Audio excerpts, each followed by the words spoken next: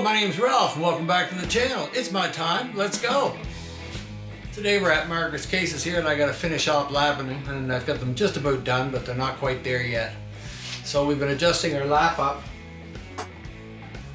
little by little till we get it to the approximate size where we want to get it. Now I'm going to put a very light coating, a couple drips on here.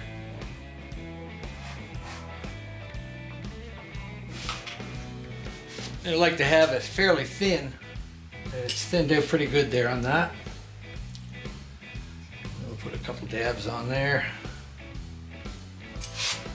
And we're just trying to get a feel of making sure that it's cutting nice and even.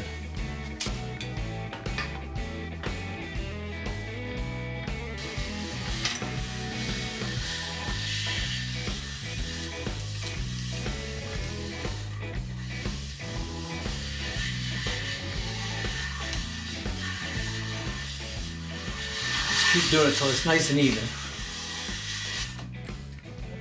Now we're going to have a quick look.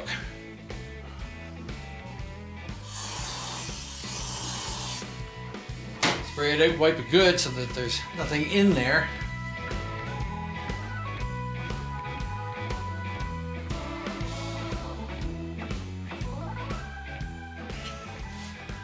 Alright, we got a bit to come out of it.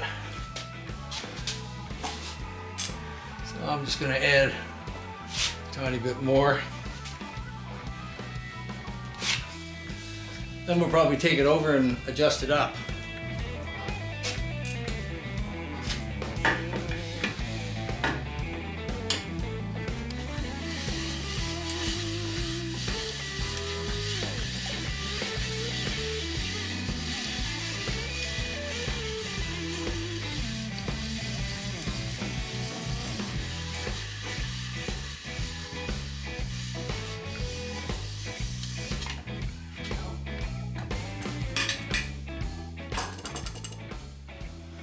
Keep an eye on our inner ones and make sure they're snugged up nice and tight.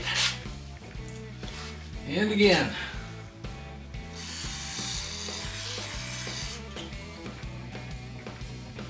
Well, we'll have to adjust it up. So we're just going to adjust it up a few more times.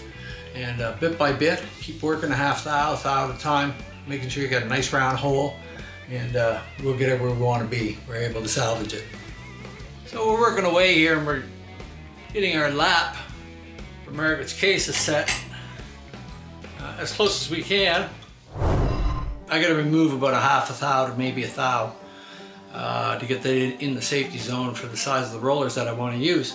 So it's constantly changing this, and when you do and you put your little wrench on anything like that, only move it a little bit. You know, it seems like you got to crank it a lot, but you know, a quarter of a turn, an eighth of a turn. It seems tedious as you're working your way up through to the top, but then you get a nice closer fit. When you stick your lap in, you can always grab it, you know, around here, not by the handle because it's deceiving, but you can see if you can rock it up and down at all. And we don't really want that, but we don't want it staying tight either because we're going to put compound on it. So, I guess we'll go over and see what's going on. So now we're down to about a half a thousandth of an inch is what I want to take off. So we're just going to put a very light coat. This is almost smooth here and you can feel it, there's no grit to it. And I'm just going to put a very super light coat on this of runny stuff. Just a little bit there, and a little bit around the other side. And then I'll just kind of rub that around it.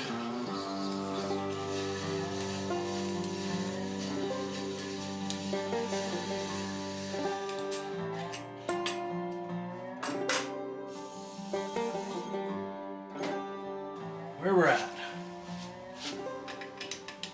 and how much I took off.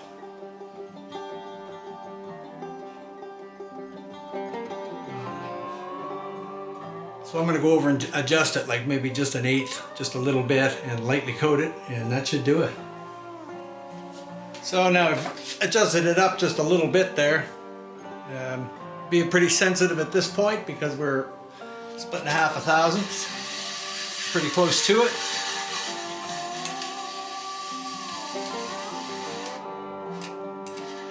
Let's just put a little drip on her.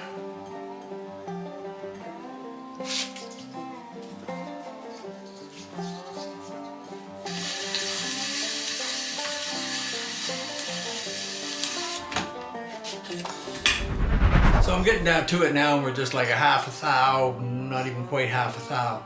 So I'm just going to take a light pass through here, and I'm not going to put a whole lot of goop to it. I'm just going to try and make sure that she's evened out nice.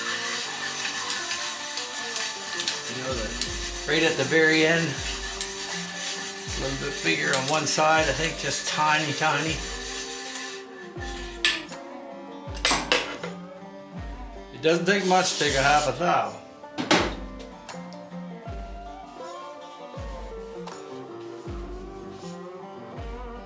So we'll see if we can get a measurement here. Back as far as I could go. We want to be right on the zero. From front to back.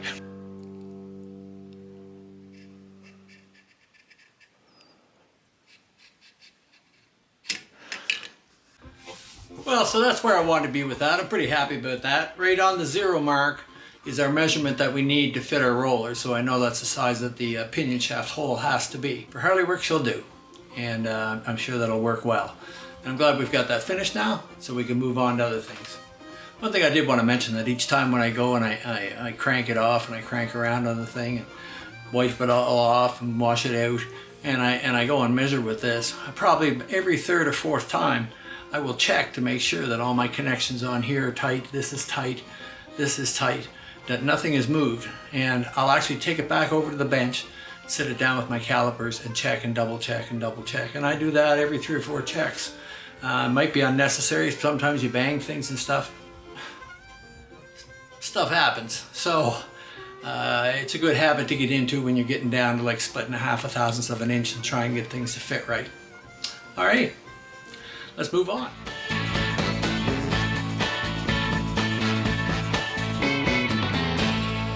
Today we're working away on Margaret's flywheels here, and I've noticed that down in some of the little crevices and such in here, we've got some bit of a rust buildup. So what we're going to have to do is get that rust out of there as best I can.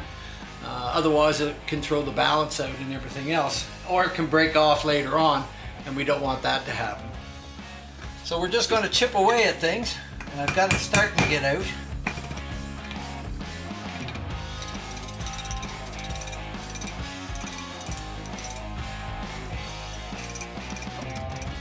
That's getting it out of there. The trouble with her being buried in the water for so long, that their rust has destroyed a lot of things. These will be all right, but we just want to get any excess that's in there out.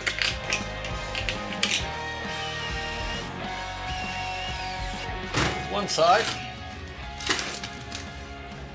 As you can see, it's built up down in there.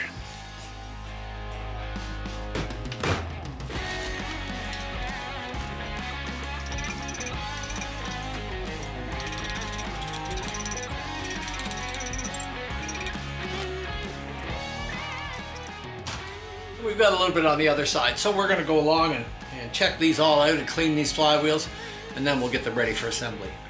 So now we've got our flywheels all cleaned up, and it took a little while, but we've got all the rust out of them, so that shouldn't affect anything, and we've wire wheeled them all out inside, so they should be good to go. We'll start with our new sprocket shaft nut. We're going to put a little bit of green on that.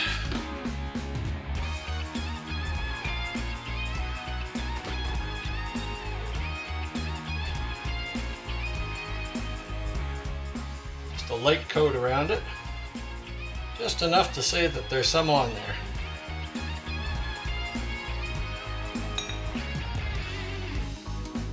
Put that in. Put some red Loctite on the nut.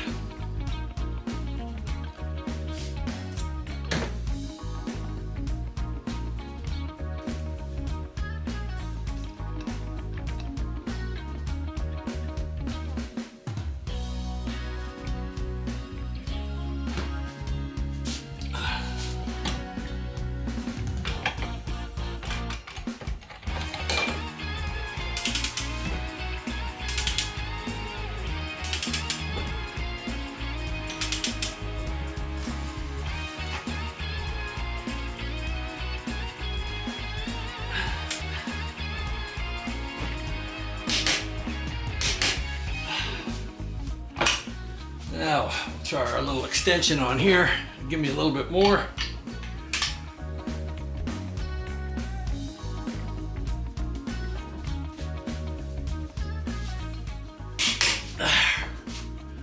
So with our extension on, that gives us about 320 pounds on there.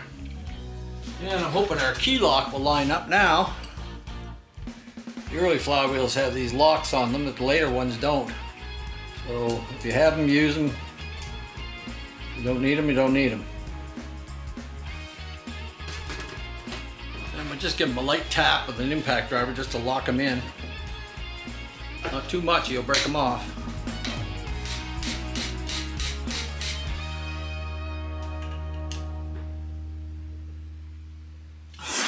So just get this one ready.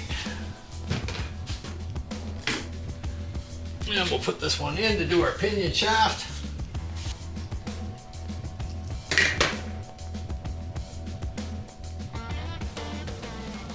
The nuts are flat on one side and a little bit rounded on the other side.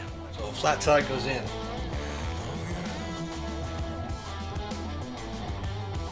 So the pinion shaft nut's 120 to 180, they say. We're going to go 150 pounds.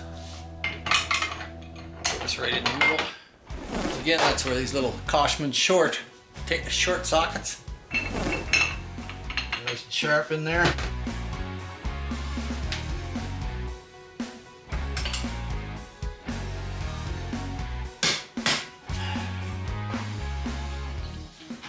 Before we final tighten it up, we'll make sure that our locks will fit here.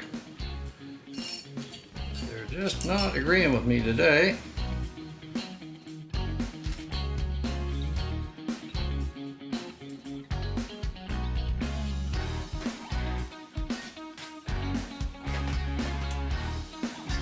Tiny bit more.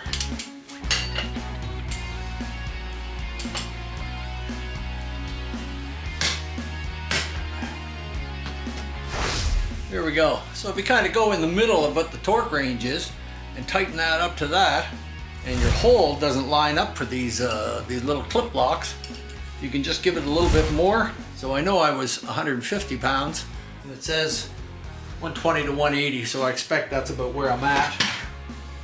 That's where we're going to lock them.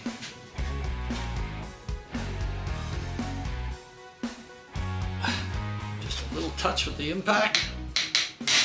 There we go. Now, we'll get our new crank pin out, which is over here, I believe. We need the key.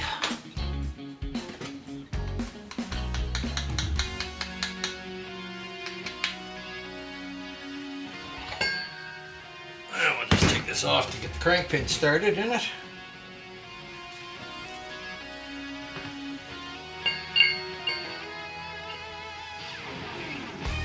So now we're just going to put a little red Loctite on our crank pin nut. They kind of go anywhere between 150 and 250. You see, crank pin nut 150 to 250, late 81 on, 180 to 210. So right now I'm set at about 185. And we'll start with that, and we'll see where our locks line up.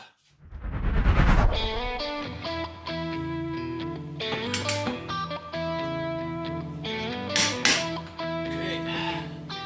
Can't back them off to make these things fit, so you've got to be pretty close to where you want to be. So according to that, I just need a little bit more.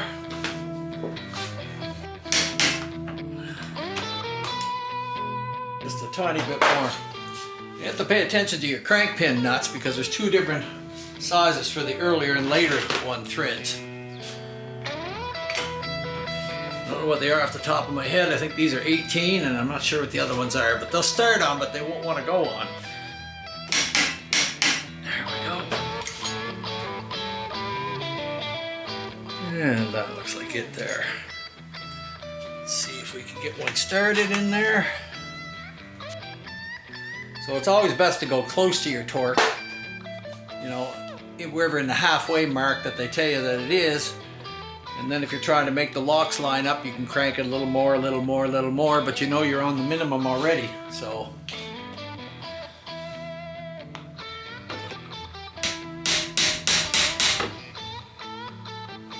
Okay, we're still going to need that, so we'll set that aside. Now we need a set of standard bearings. So there is a difference between the crank pin nuts, and it's worth remembering. You got ones that are kind of shaped like that, it's some of the earlier ones, and I think they're 18 threads per inch.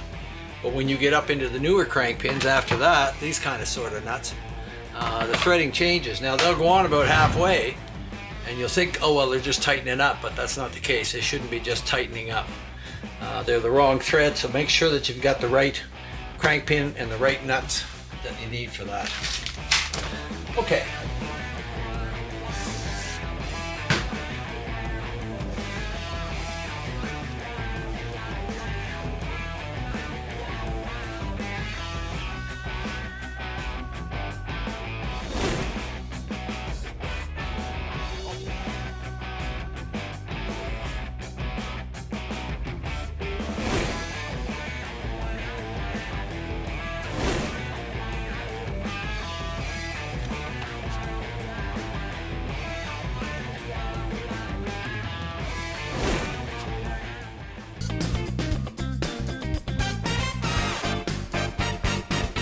I gotta stop and take a second, put a piston pin bushing in one of the rods. I hadn't checked it.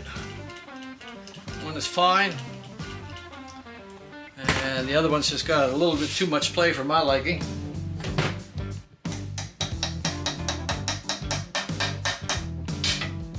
Press the other one out first, all the way.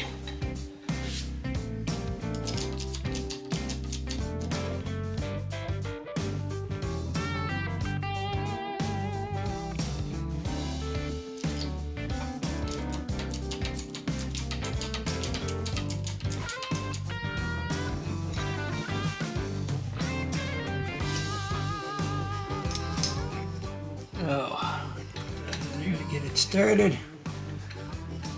Get it lined up.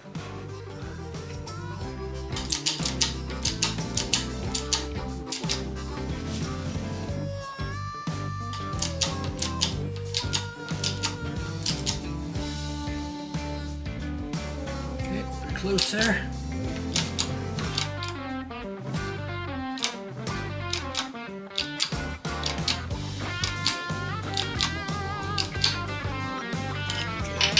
There we go on that.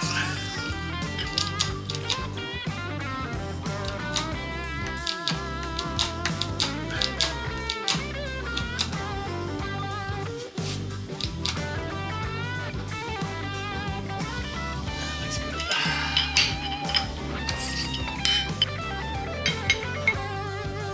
And there we go. So now that we've got the new bushing in this one, you might know there's always something at the end. I'm just going to go hone it out, fit the pin, and then we'll be able to install our rods.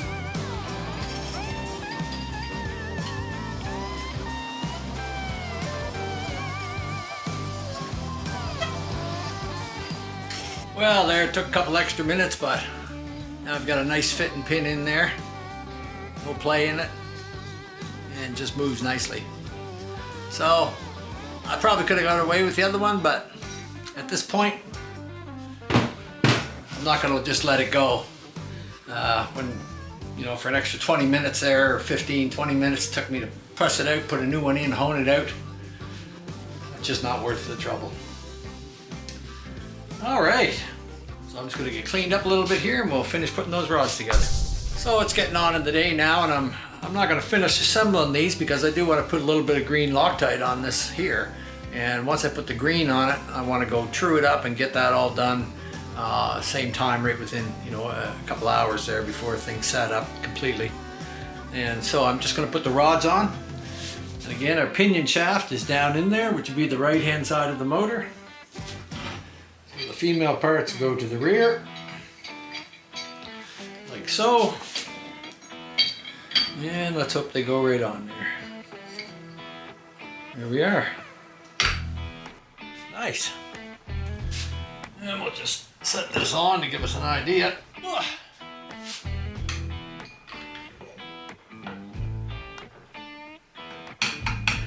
got lots lots of play there, so when I go to tighten it down, everything should be fine.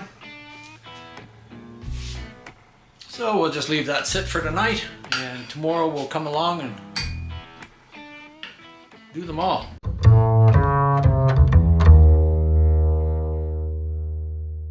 So today we're going to get back at finishing these flywheels up for Margaret. And as you've seen yesterday, we got everything fitted in place where it's supposed to be. So I'm just going to pull the top one off.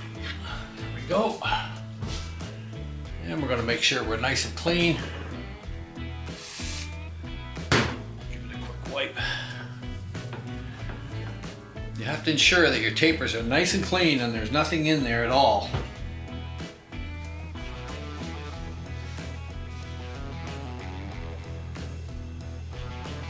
Once again, we're just going to put a tiny little shot of green on there if we can.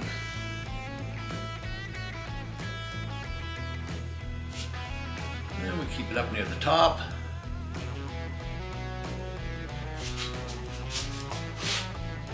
There we go. We don't want any excess amounts that can get squeezed out, so we keep it just a very small wipe on there.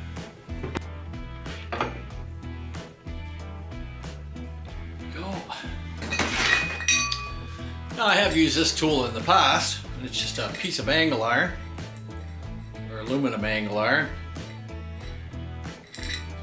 And you just kind of stick it between the rod set.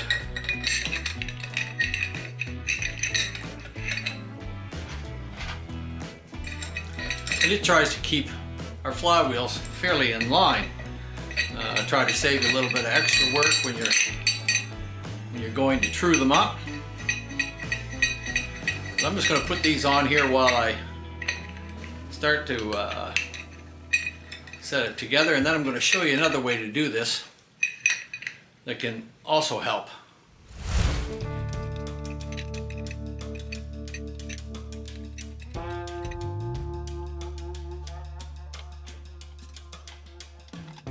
My little machinist ruler here if I can. And what we're trying to do is see that they're fairly in line. I can see this one's out a little bit.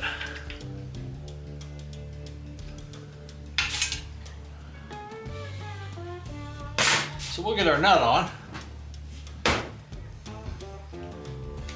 A little bit of red Loctite.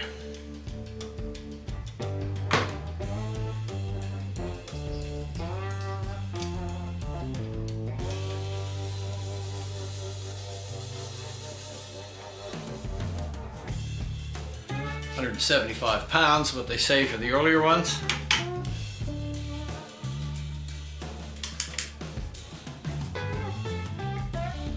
Just going to snug them up. Alright. Now our other one is tight on the other side, and we've torqued it down to specs. But the sprocket shaft side is not keyed in, so it's the one you want to worry about moving around. So what we're going to do is just try to show you something a little bit different that has helped, and it also helps when you go to finally torque them. We'll just take this off. So if you don't have something like that, you can also use a press if you have a large press. And the press works very well, and all you need to use it is a good piece of steel channel iron like that. Take our flywheels carefully, and we're just going to set them in the press, like so. Get them on the thick areas, center it up in there, take our piece of channel, put it at the top, and we just put some pressure on there. We can tighten these up a little more.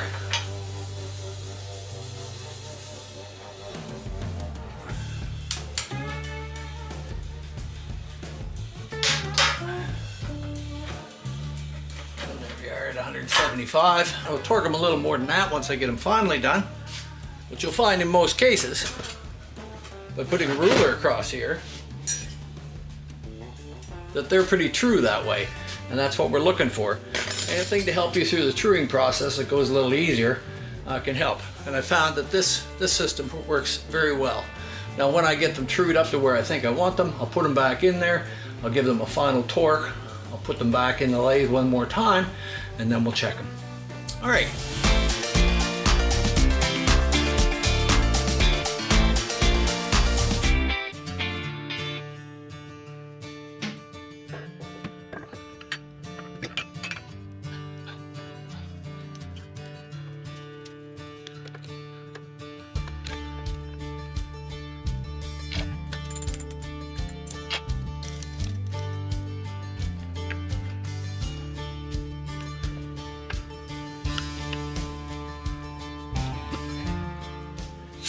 So we can see where our dials are going up and down. We'll make sure we're seated in there good, and then just take any excess pressure off.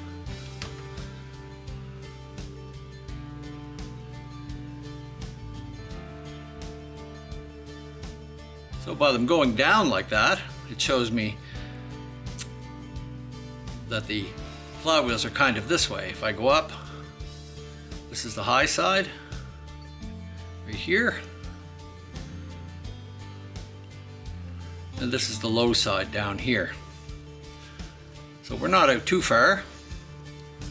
We're just going to go up to the high side. So our flywheels are pretty well in line. If they weren't, our needles would be going like this. And that would show us that one side's higher and one side's lower. But what I'm getting here, the highest point they go up, and then they go back down. That means they're spread wide here. This is the low part, so it means they're pitched off here. We'll keep going around. There's the low side right there, so we're going to go around to the opposite.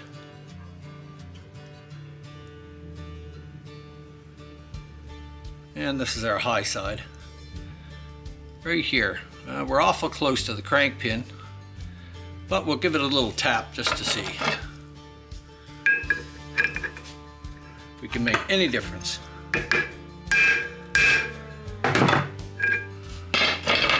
Make sure our centers are where they should be. So this is the low side down here. So we're going to go to this area. And what I'm going to do is just put this little spreader bar in here.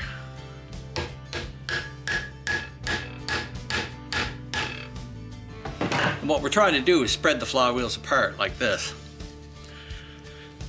We're going to go up to the high spot right here. And like I say, everybody has their own way of doing things. Mine's kind of old and crude and tried and true.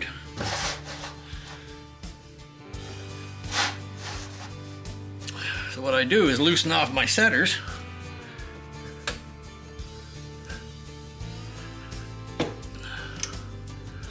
On this side. And I put some weight on here. And we're just going to give her a little tap on that high area. Really quite high there. Quite high there.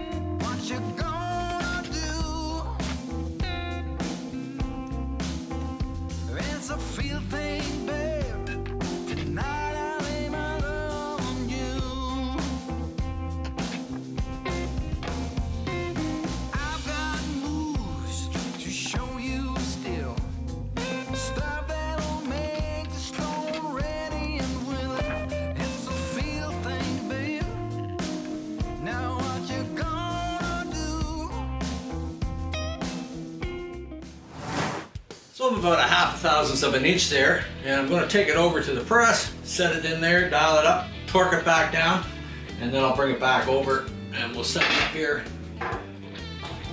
and have a look at where we're at. Okay.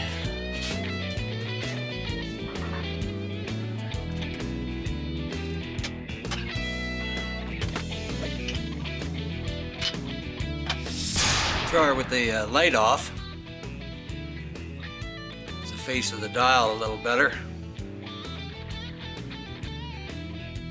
You got hardly nothing on the right hand side, and just half a thou, might be 3/10 of a thou. It's just not even worth fooling with at this point. So 1/2 thousandths of an inch on one side, that's nothing really with a set of shovel flywheels, so I'm pretty pleased with that. I'm glad I put the new main shaft in it because the other one was all wonky and out of sorts for sure. But now that that's in there, she's good to go. So we'll put her in a safe place. The heads are done, the bottom's done. We're working on the cases there, and I gotta do the cylinders, and then we'll have a lot of it fixed for Margaret. All right, moving along.